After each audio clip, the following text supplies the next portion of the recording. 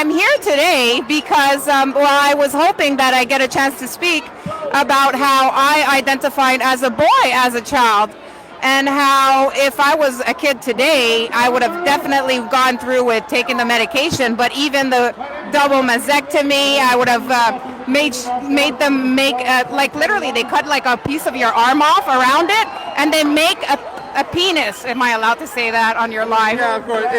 It's horrific. Yeah. Don't Google it, honestly. It's nightmare. Yeah, exactly. I've posted a few of them, and what happens is that it creates so much infection and so much like surgeries. And the thing is that they're stopping us from helping our kids to go back to the root of like what's going on with them. They don't want us to stop them from converting, because they say that they're at risk for suicide, but we know what the numbers show that after kids have done all these surgeries and realize what they've done and what they have to go through, I mean, most of them are not non-functioning, so they won't have sex, they won't have pleasure. Some of them can't even urinate from it, it creates a lot of problems, and they'll never have kids. So it's not fair. We need to speak up. So I'm here speaking up on behalf of kids, because I exactly, like, I would have been one of them, and I would have never done my work. I would have never trauma is disconnection, and that's what it is. When you feel like you're in the wrong body, there's something going on, and we need to learn and teach these kids how to reconnect, and that would be healing.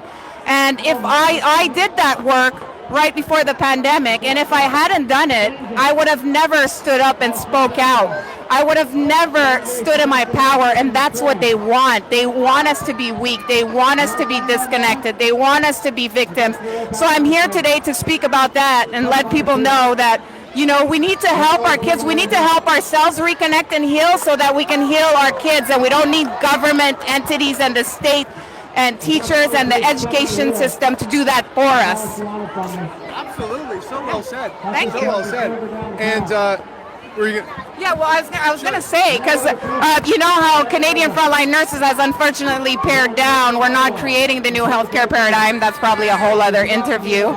I don't have that much to say. We've just pared down, and we're only now collecting fundraising for our legal fees, because we've been hit with so many charges at this point. It was almost $500,000, or it was $500,000 or more.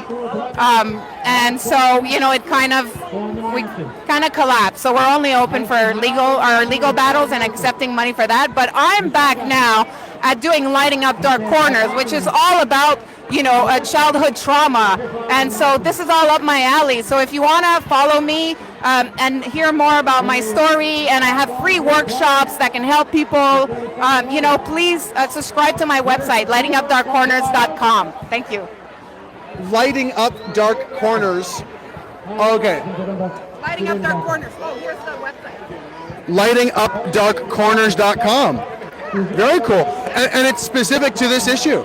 It's childhood trauma. So I teach people what trauma really is, because we all have it. People think, life is about pain and transcending that pain into wisdom. So I show people what trauma is, how it affects our brain, to let go of that shame that we have, because it's literally an injury.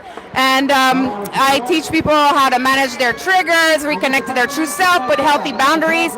And it's really about people doing the work on their own. So giving people the tools and knowledge to do their own, start their own healing journey, and be independent and an active participant in their care, instead of being a patient, being a victim. And it's so disempowering, and you need something from the outside. That's not true. We have everything within. We just have to learn how to reconnect. So that's what it's all about. Yeah. And I did want to go back to the transgender issue and trans kids. I think it's someone put it really well earlier, which is like we're teaching kids that they're a mistake, that they were born in the wrong body, right? And you were bringing up you alluded to it.